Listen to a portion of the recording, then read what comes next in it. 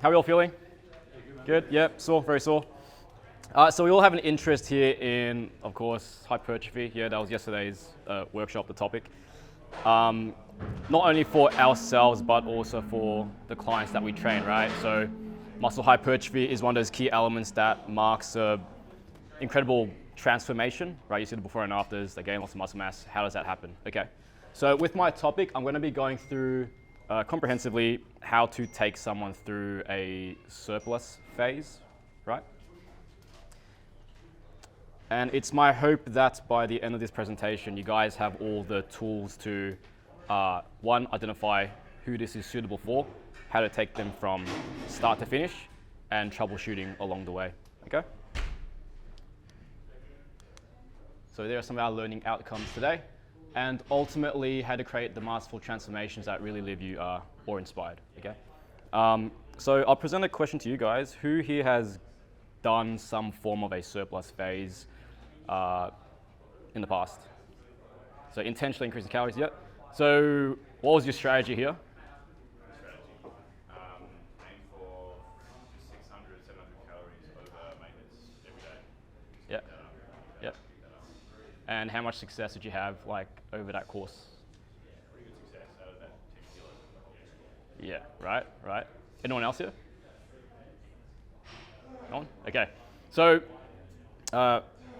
what we can see from an example is that we know that energy availability in some form of excess is very valuable for increasing our muscle mass, right? So many benefits. I just want to go through some key terminology.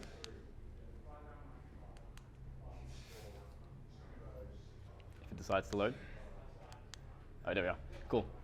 So I'm going to define a building phase as a dietary phase dedicated to maximizing muscle growth through a controlled calorie surplus. And the keyword is controlled, okay? So oftentimes when people think about gaining, there are certain connotations that come with that. We hear things like bulking, right? The connotation is you smiling, so what comes to mind? Just eating whatever you can. Yeah, so eating ad libitum.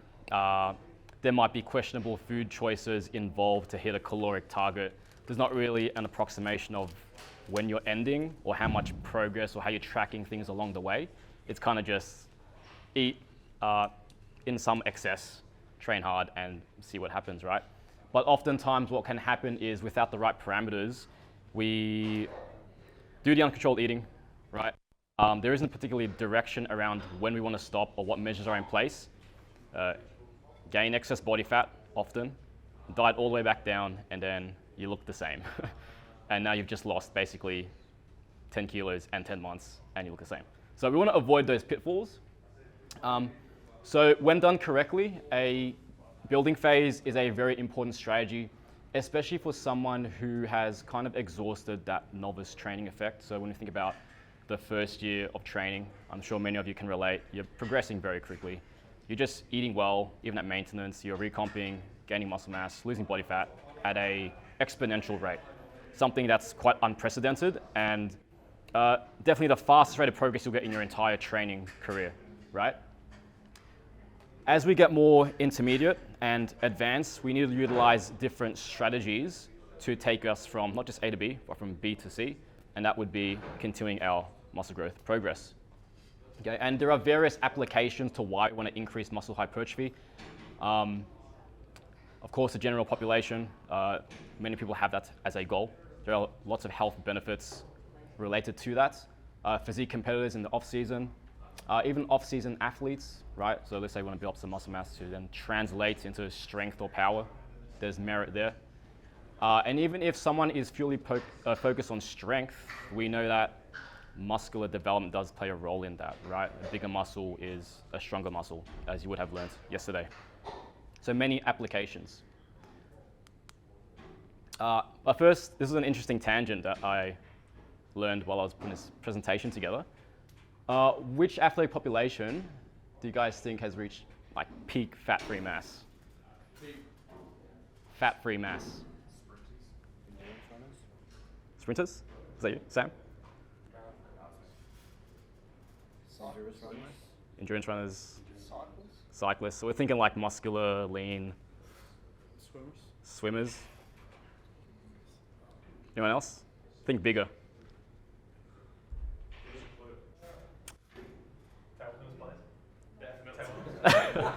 No. That'd be the least impressive. Think bigger. So think stronger as well. What was that? Close, up there. Warmer. Bodybuilders is kind of the, you think bodybuilders because, again, I said the sport is to get bigger, gain more muscle mass. No. Interestingly, at least based on the research, Japanese sumo wrestlers, right? So they have incredibly high fat-free mass. And yes, fat-free mass doesn't necessarily mean all muscle mass, but if you can approximate muscle mass, there's still a very high amount of muscle mass there. Now, when most people think getting jacked and muscular, that isn't what comes to mind. In fact, if clients got there, they'd probably be very upset with what you've done. But there is a lesson here to learn, and that is when you think about the guys with the most amount of muscle mass, strongman, again, high-level powerlifters in the high weight class, sumo wrestlers. What's the common denominator here? There's very high energy availability, right? Of course, we don't want to bulk and look like that, and that's the purpose of this presentation is how to not look like that, but gain the benefit of the muscle mass along the way. Okay. So is a surplus necessary? Ultimately, it depends on the level of the client.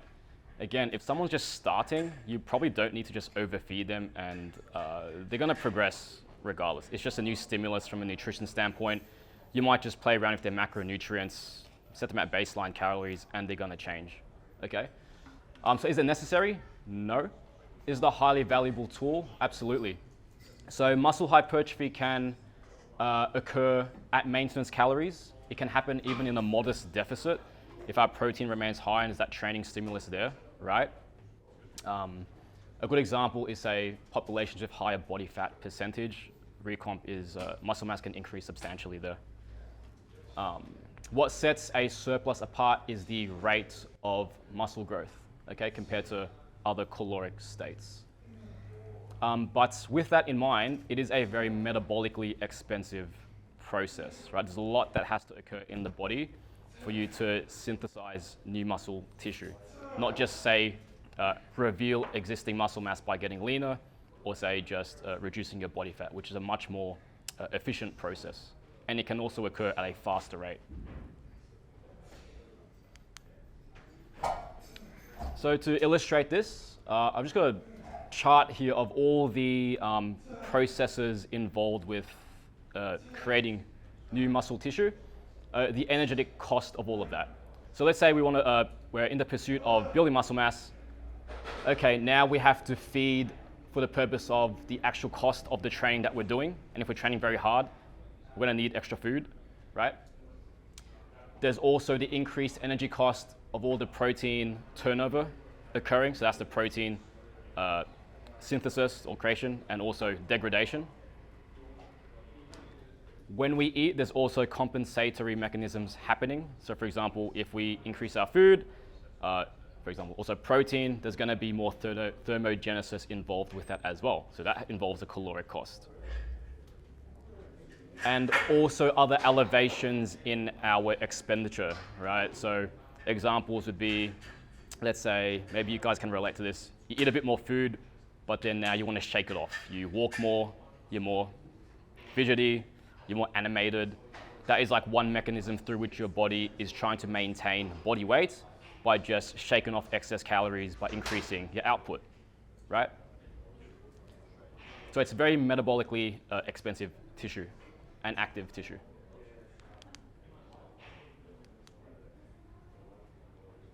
Consider the example of, say, like a 70 kilogram male client, right? They have the potential to put on 10 kilograms of muscle mass in their entire lifetime if they do the right things. It's very unlikely they're gonna main gain or eat at maintenance and reach their peak potential.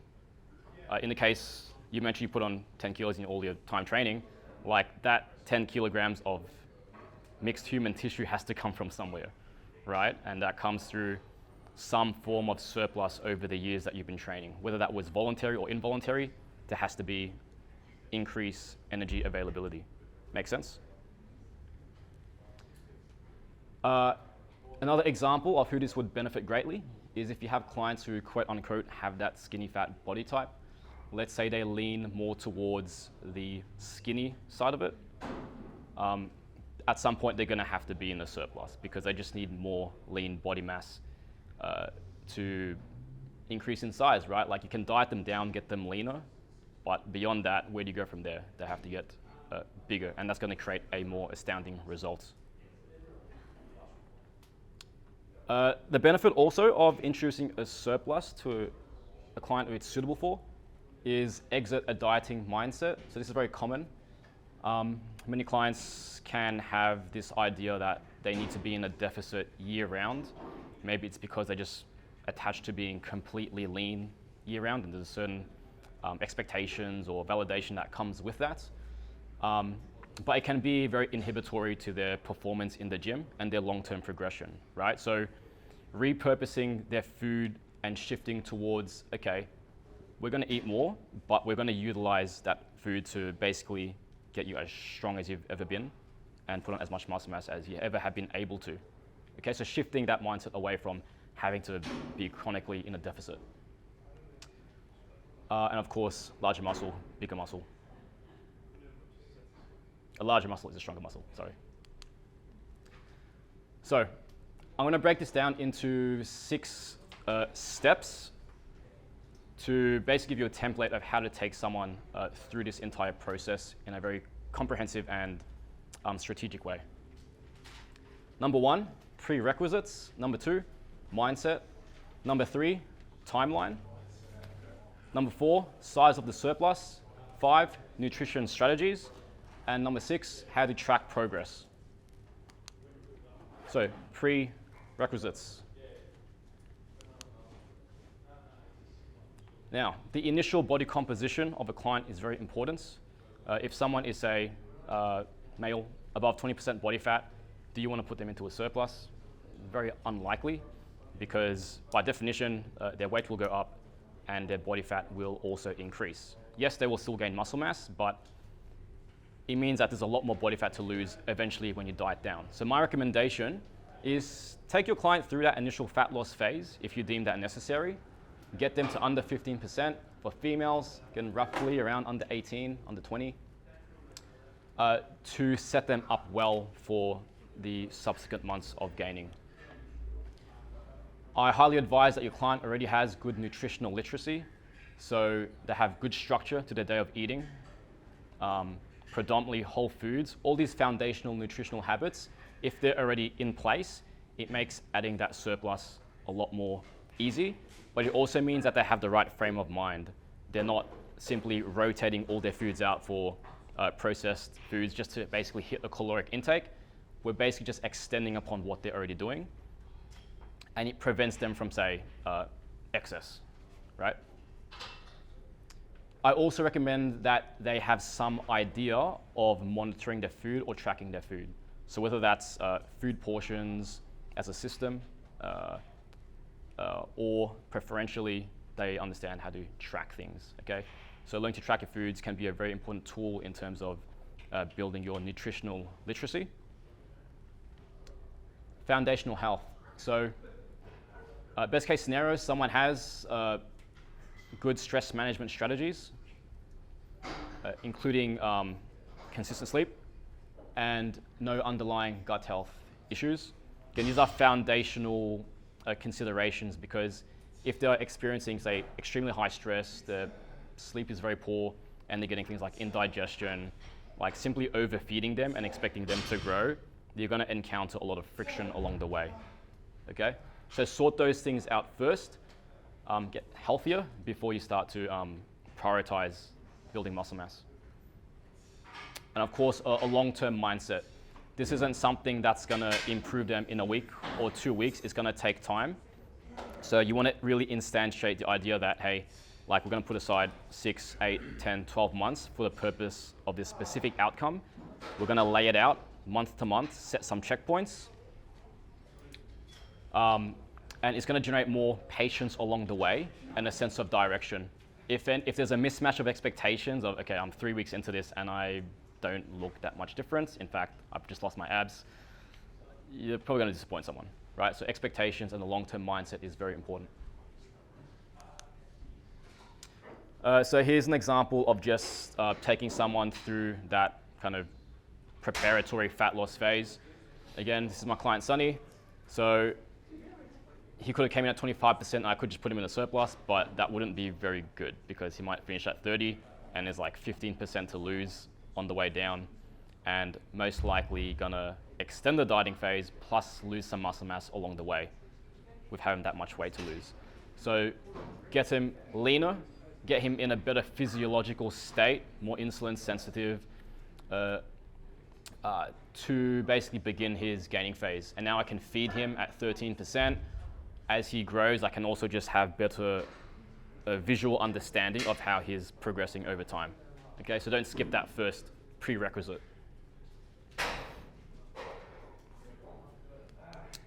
What was the time between those photos, Jack? That was 10 months. Yeah, so we broke down his diet phase into blocks with some maintenance phases in between. Okay.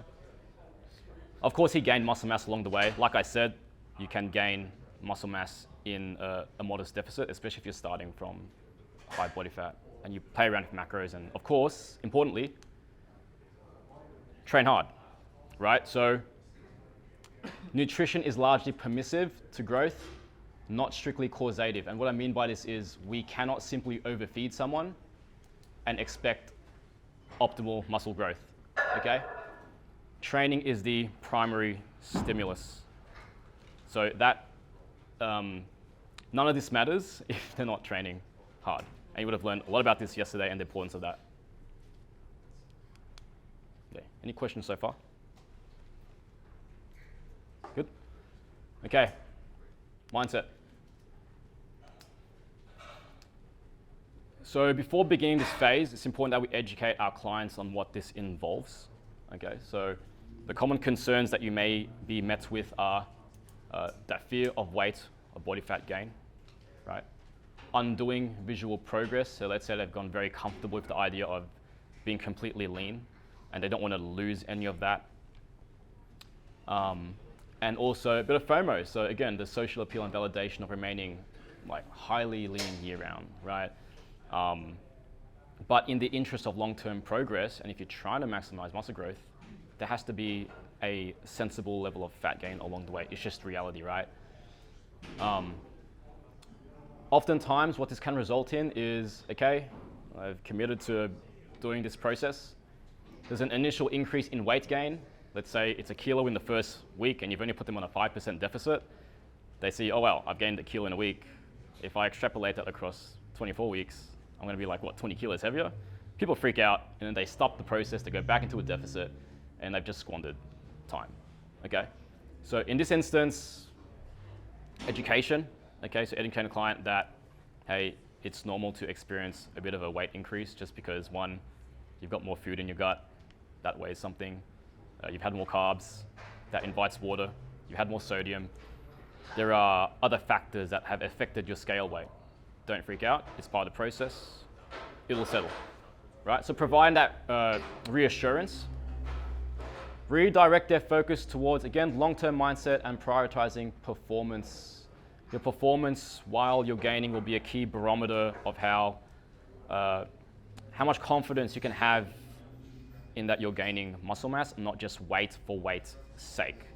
Again, the purpose of this isn't just to gain weight for weight's sake, it's to gain muscle mass. So set expectations and educate.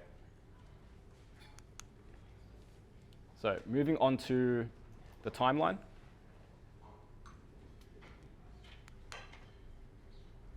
All right.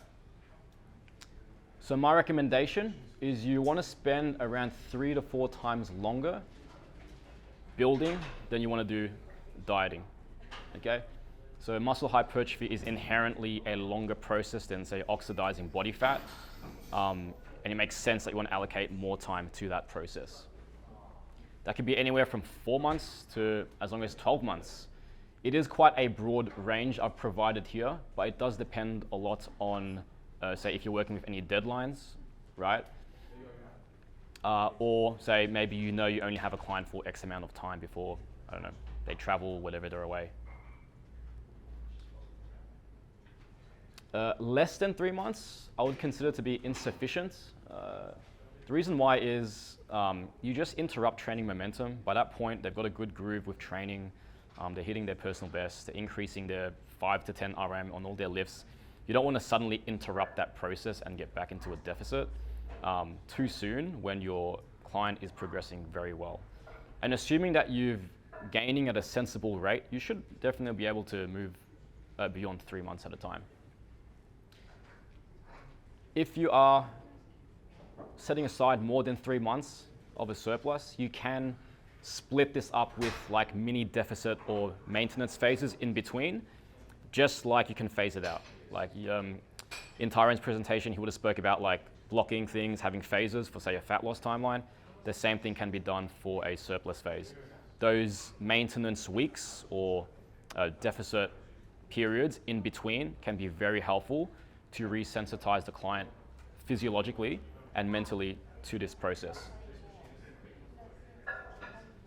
Having start and end dates allows for setting of achievable outcomes, such as, okay, what weight do we want to roughly be by the end of this entire process?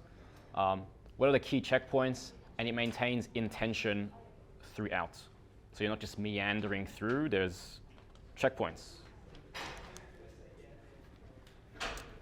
Example, there's an example of a 12-month competition prep. In this case, example 1, there would be more towards a leaner individual. So maybe we don't have a whole lot of body fat to lose initially before we start building. And then we do a prep phase where we get them diced and shredded, right? But notice how most of the time is spent building. Number 2 example is a 12-month skinny fat transformation. 5-month building, 1 month mini deficit just to pull the skin calipers of body fat percentage back, resuming building, and then a 2-month deficit. Okay, so consider the end goal, then work backwards and set checkpoints along the way. As a coach, it'll also mean that you don't have to plan things month to month or make decisions month to month.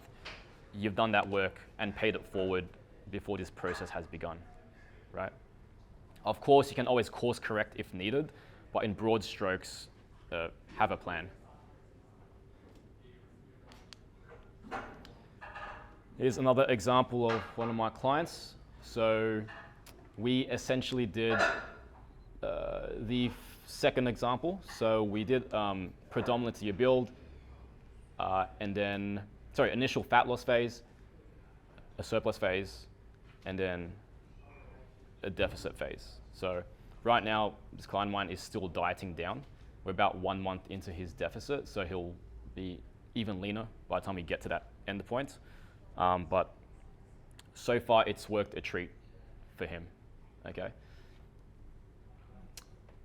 In this example also, there were maintenance weeks throughout, things that we couldn't quite account for, travel, work, sickness, whatever it may be.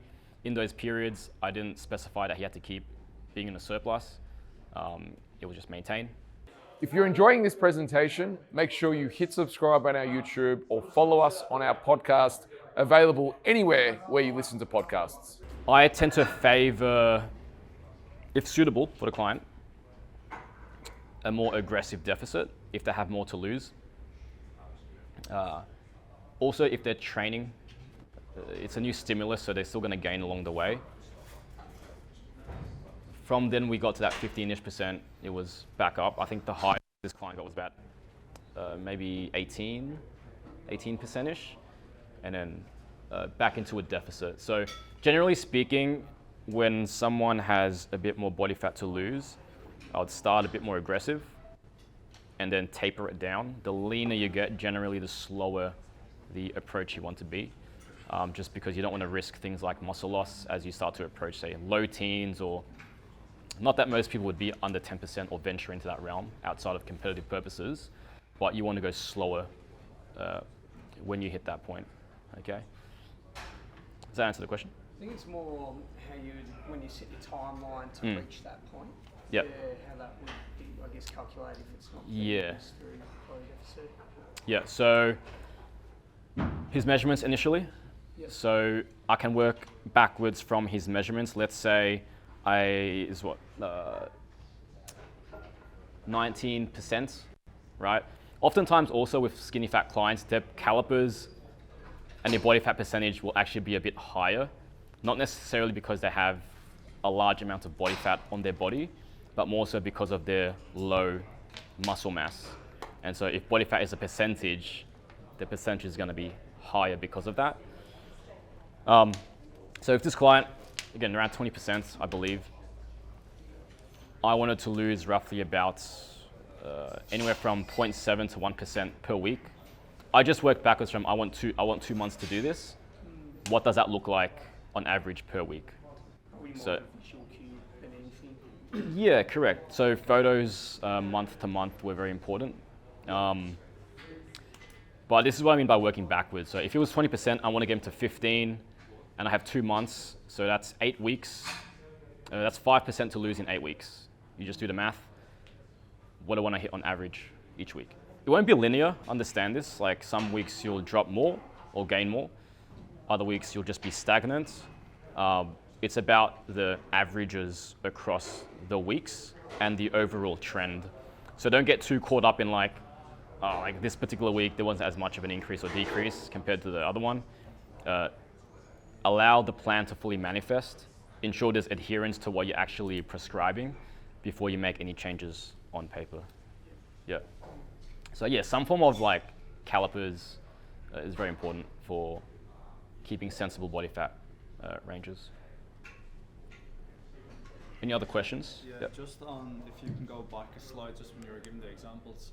On the second example where you go the 1 month fat loss phase in between, is that just something that you do to like strip off that excess a little bit of fat before you go into a next build, or would you do that with every client, or is it just client on client basis? I wouldn't do it with all clients. It depends on where we're starting their phase first. So in this example, I just pull him back to 15. Now he's not like ultra lean. He's just like healthy lean, right? So if someone is like just genetically quite lean and their accumulation of body fat along the way is quite minimal, then there's no need to do that, So you right? just carry on and keep. You can just carry on, right? And that's why you'll have measures in place. So you're checking up on the calipers or whatever measurement tool you're using. You're checking in on how's their training going. Is the weight coming up, but like, do you see any stagnation in their training? Are there other factors? How are they holding up in terms of mentally? Are they becoming lax in any way? So even if from a body composition perspective, they don't need a maintenance period in between, there's still a lot of merit in incorporating that, because if you leave someone in a gain phase month and month at a time, they can become lax. See? Hemming knows this.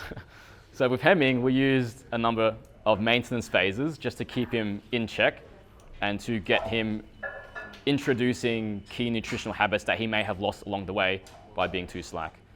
So from a behavioral standpoint, just as important as, say, a body composition standpoint. Jaka, how often are you testing the on calipers? What, fortnightly, monthly, bi-monthly? Generally fortnightly. Yeah. Sometimes I might extend that to 3 to 4 weeks.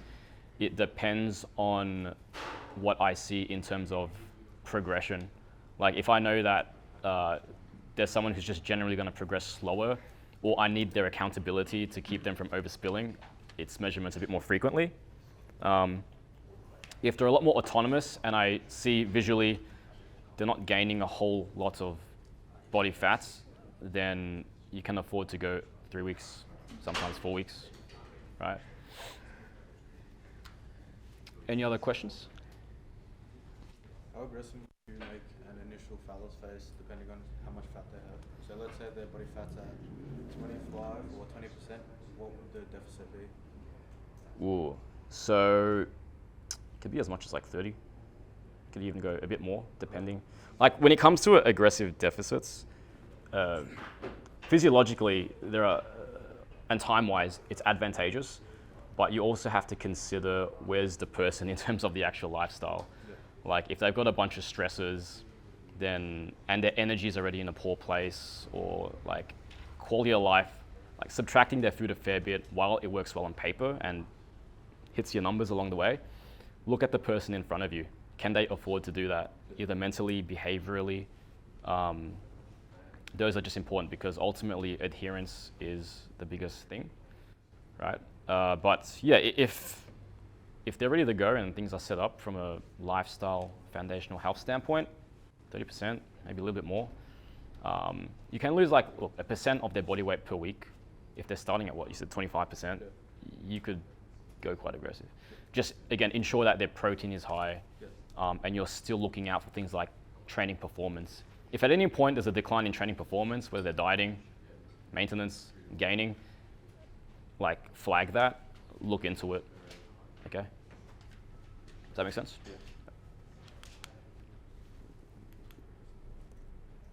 Okay. So, the size of the surplus. All right. So what I've got here is kind of a scale from beginner to novice to intermediate to advanced, right? Also very lean or just lean. So what you will observe here is if someone is, say, very, very lean, and that would be, say, under 12% for males, under 15% for females, or they're a complete novice and or both, you can afford to go a bit higher with their surplus. There's lots of evidence to suggest that beginners, when they start resistance training and you feed them, like they just grow like a weed, right? And most of the weight gain that you experience in those first couple of months is just muscle mass, right? It's just rapid rate of progress. It makes sense then, over time, you get diminishing returns, right? We all experience this. Year by year, progress can get a little bit slower as we kind of reach our, I don't want to say limit, but we get closer towards our maximum potential. Our body's response to overfeeding, our body is very good at trying to maintain homeostasis, right? So if we're dieting down and we reduce our calories, at some point our metabolism can adapt to that, metabolic adaptation. The same thing can happen in reverse. Of course, there's an upper limit to this, right? We can't just keep climbing our calories and our body just keep adjusting it. At some point you hit a ceiling. But that can account for why we may need to increase calories over time, gradually. So use the weekly or monthly averages as a guide. If there is true stagnation, you can just go up or down 5%. Let it settle. Expect that initially when you make a change, there might be a big jump. Again, as I mentioned earlier, it's just having more carbs in your body, more food in your GI tract. It's not something that you should be alarmed of. Again, you're still checking things like their calipers, so you know from various measures, not just one measure, where or how they're progressing.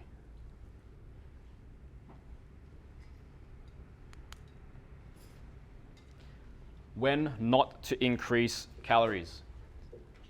Number one, if you notice a decline in training intensity or performance, right? So I mentioned this earlier, it's the key driver of a successful gaining phase.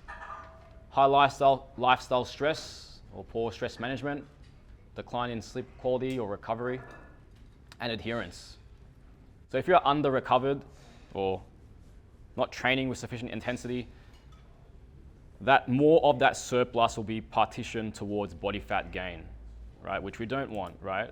Because as I mentioned earlier, the purpose of a build phase is not to gain weight for the sake of gaining weight. It's to maximize muscle mass in a calorie surplus with minimal fat gain alongside that. If training stimulus and recovery is compromised, then the surplus will not be partitioned towards muscle gain, right? A lot of people experience this both ways. On the way up, for training intensity or parameters, and on the way down, again, insufficient intensity because they're dieting, they go lighter with their weights, and you just end up back where you started, just with less time. So, but understand that it does take time. Our rates of muscle growth is highly variable, right? We all have a different affinity to our rate of progress. Here's an example of one of my clients, Jaka. So started at 49 kilos, and she was eating very minimal food. She actually came in with the goal of wanting to lose weight. It was the thing that she always aimed for, trying to get leaner. So she was doing multiple hours of cardio, actually, per day, and eating. She was already good with tracking, so she was eating anywhere from 1,000 to 1,200 calories, and I verified this. I'm like, where do you go from there, right? But this is what I mean. It might seem surprising, but again, as a coach, we might see that as that's nonsensical, but people will have this expectation that the goal is to get leaner, when clearly it might not be the case for them. The way forward for her to actually get her goal physique and progress through her weight training and her physique goals, eventually she wants to compete, is to gain more muscle mass. So we gradually built up her food. She's currently eating 2,500 calories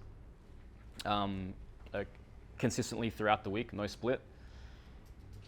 And she's progressed well, right? So clearly she's a bit bigger. Like, she's not like the outstanding transformation just yet where she's like got abs now and cap delts. We're building things up first before she eventually diets down. But again, it takes time. That was like 8-9 months. There were maintenance phases in between because of life stresses and things of that nature. But it's still in line with the initial plan that we set. Okay. Again, Raf came in at 68 kilos and just thin. He has a triathlon background, very cardio intensive, had some experience with weight training, but again, not on the level that you would have experienced here by any stretch. So I'd consider him a beginner, right? Dash was a bit more of a novice, completely new. Raf's a beginner. So we just finished his first building phase, and we're currently in a mini deficit to split things up, as I mentioned earlier. And he's just a bigger human being, right? 8 kilos is a fair bit of weight over time. Again, it's very gradual. You know, maybe minus a kilo from like just water retention, food in his gut, but he's grown.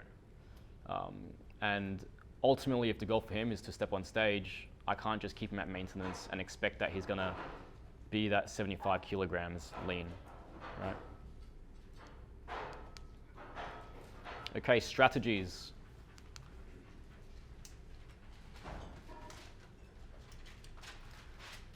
As food increases, appetite will likely decrease. Not all the time. Some people like Hemming, again, he's happily eating whatever calories he went to, 3,500, and he was still hungry. But most times, you know, in sensible people, there'll be a decrease in in appetite. Why? Well, our body increases leptin, which is our quote-unquote satiety hormone, during overfeeding, hence suppressing appetite in an effort to maintain body weight. So if we think about leptin as curbing appetite, and then ghrelin as a hormone that helps with meal initiation, right? So when we diet down, our ghrelin goes up, makes us hungrier so that we don't starve. It's all just our body's cues of maintaining a similar range, right? A comfortable range. So, appetite has decreased. What do? We still need to be in the surplus. Strategies, we can select foods that are more energy dense, right? So this could be, well, we're definitely not eating pumpkin anymore, right? We're having white rice, we're having, you know, your honeys, your maples, more calorically dense foods that don't occupy as much space in your stomach, right? Because if we have a lot of food volume in our stomach, that creates stomach distension, that signals fullness, and now we cannot eat further and we don't hit our targets, right? So energy dense foods, food viscosity. So food viscosity is just, think about it as how solid a food is. So if you think about a food that involves a whole lot of chewing, that's a long time eating. It'll probably make you more full along the way. On the other end of that, if something is, say, liquid calories, let's say that someone has made a smoothie or a shake of some form, it's going to be less appetite suppressing, right? We can leverage palatability. If there are foods that they find easier to eat and enjoy, well, we can just leverage that. Hey, can you just have more of X food because you enjoy it? You're still having your 80, 90% whole foods. Can we just squeeze that in to get the extra 5%? And composition, macronutrient composition. Let's say they don't want to eat more carbs. Okay, can we just increase your fats a little bit? Fats, more calories per gram. So would you rather have an extra cup of white rice or just a spoonful of peanut butter? If they're not hungry, that spoonful, less size, more density, less fullness. Meal frequency and timing. So this goes back to they already have good structure to their day of eating. If you can start feeding them earlier in the day, that can help. Depending on how high their calories are, starting earlier in the day can be more beneficial, because then you don't encounter the issue where, hey, it's 4 p.m., you've got 2,000 calories left to go, and it's just a struggle, right? You're gonna get stomach distension, a bit of bloating. You want to avoid those situations. Start your days earlier. So meal timing and frequency does matter from an organization standpoint. Also, oftentimes if your client hasn't, like they've backloaded all their food, they're more likely to make poor choices to fill the gap.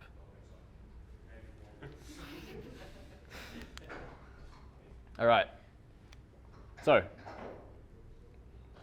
I think peri-workout nutrition, or pre and post nutrition, is the most important meals of the day. If we consider that your training is the main stimulus for growth, then it makes sense the meals that precede that or follow that play an important role in fueling performance and recovering adequately. We're going to prioritize carbohydrate pre and post training. I recommend lower fiber, moderate to low fat, high carbohydrate meal pre and post. Okay, so you wouldn't have, say, a high fat meal after training, high fiber and less carbs, because now you've got slow digestion because fats and fiber do that, and you haven't got enough carbs, and the carbs that you do have are just really slowly entering the bloodstream because of those accompanying fibers and fats. So we can use the composition of our meal to facilitate glucose uptake, or how fast we can take in those carbohydrates for the purpose of recovering, right? Sorry, Jaka. What would be your take on the increased metabolic output to the body absorbing nutrients? So, like thermogenesis in regards to food? In regards to absorption of nutrients, yeah. Yeah, so it is a factor. If you go back to that wheel that I showed you earlier around, here are all the forms of output and energy cost of doing this whole process, it is a factor. How much of a factor compared to everything else? It would be more on the smaller side. From a practical standpoint, to the extent that it affects or stagnates your progress, you'll know that by all the measures. So it for sure does have an effect, especially if someone is, say, having higher protein.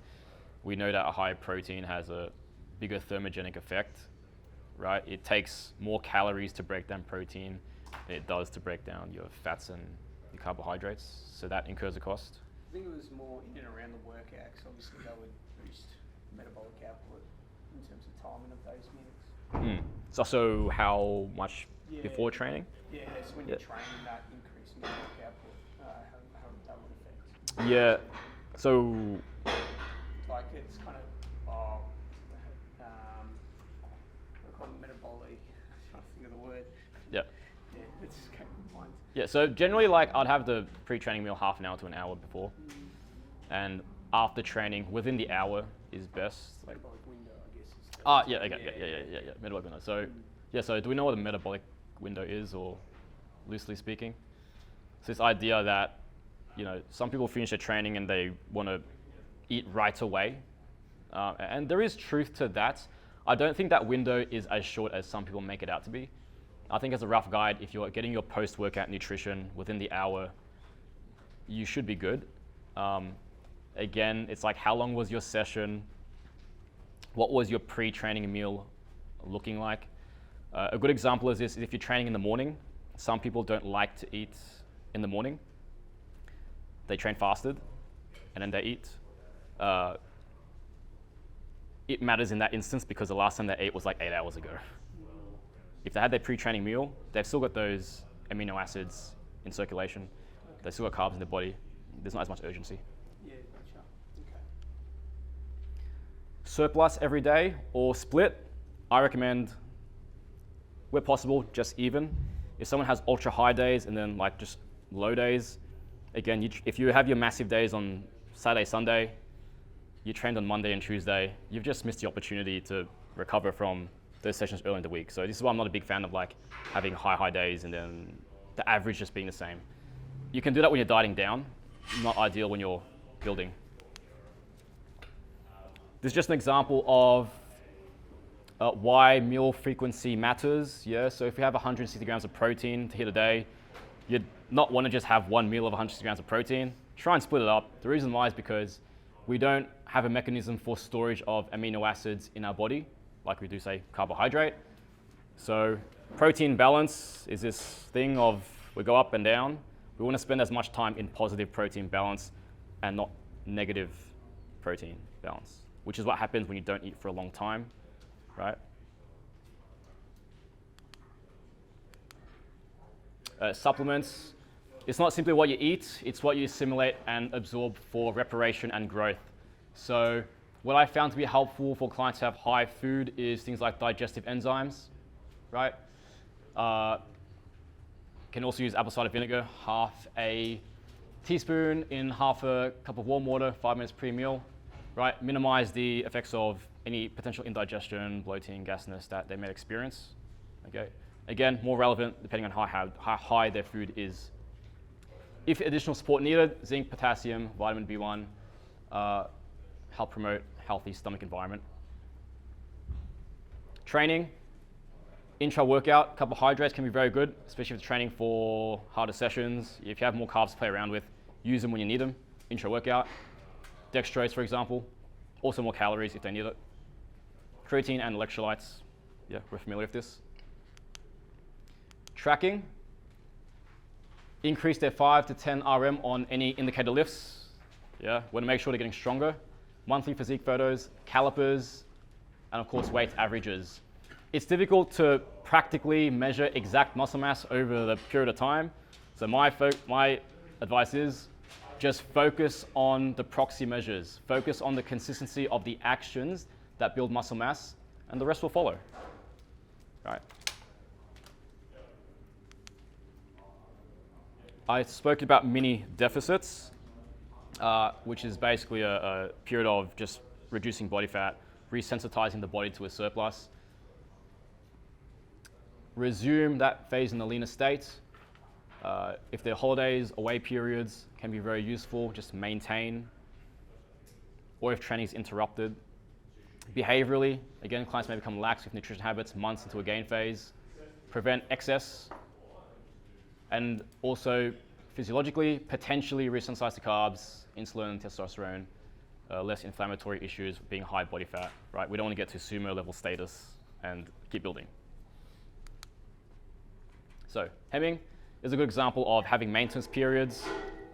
If he stayed in it for too long, he would start to get takeout. He had a lot of calories to work with, he'd start to do that. So, very useful for hemming from a behavioral standpoint, right? So maintenance phase, we use, I think, one major mini cut, and then throughout there were like maintenance weeks. If I was checking on his habits and he was reporting hitting his calories but making questionable food choices, So prevent him from overspilling, which again did happen early on, but we learned. A very valuable tool. As you can see, he's come a long way since beginning with us.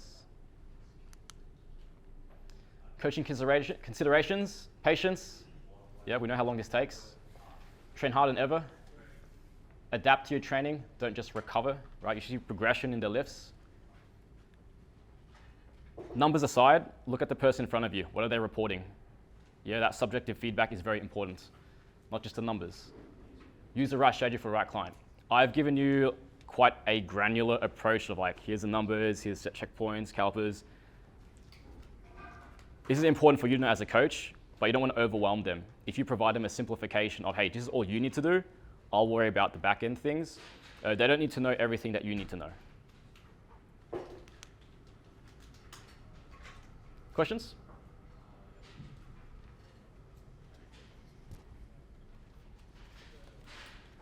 I'm going to hand around the slides while you have any questions for Jaka. I've got one. It might be a silly question. It might be Yep. something early on. Can you just explain the difference between fat loss and deficit?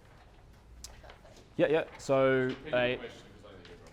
so Vicky asked, what's the difference between fat loss and a deficit? So you would, a deficit would be a reduction in calories to create a fat loss effect, right? So we're getting leaner, our calipers are going down. Yep. Just like before training, what does a meal kind of look like? Like, give an example.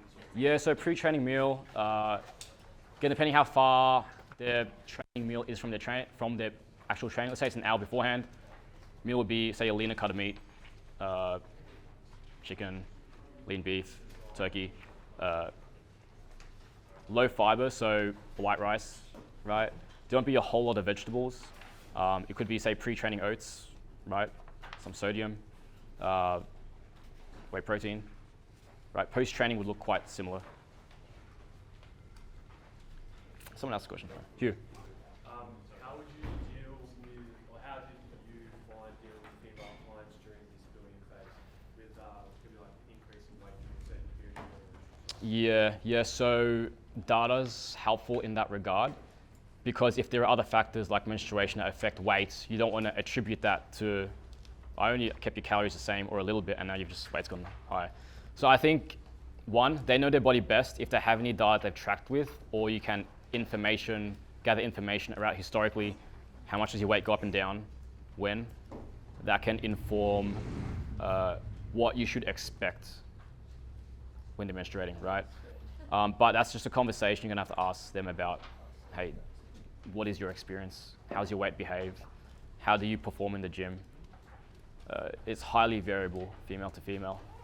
Dasha, for example, there wasn't too much variation. Thanks for listening to the Enterprise Fitness Podcast and watching the full presentation.